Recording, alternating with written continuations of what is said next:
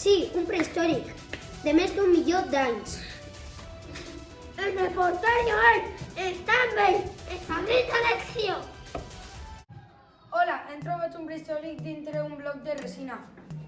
Hola, ¿en qué época estás? Dice que es paleolític. Mira, el neolític.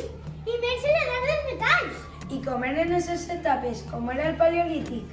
Pues continuaven el foc no agafar el menjar a bars i pedes. Vivien en una cova i en unes quantes que quedaven llens d'aliments. Que interessant! I com era el neolític?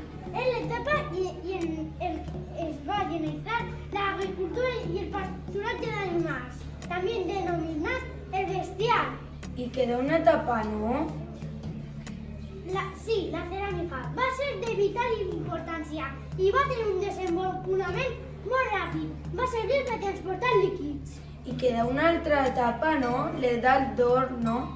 No, l'edat no, l'edat dels metalls. En aquesta etapa nosaltres hacíem muralles per a protegir-nos dels altres guerrers i hacíem els poblats elevats. Gràcies per les teues respostes. Ara passem amb el reporter Tiago.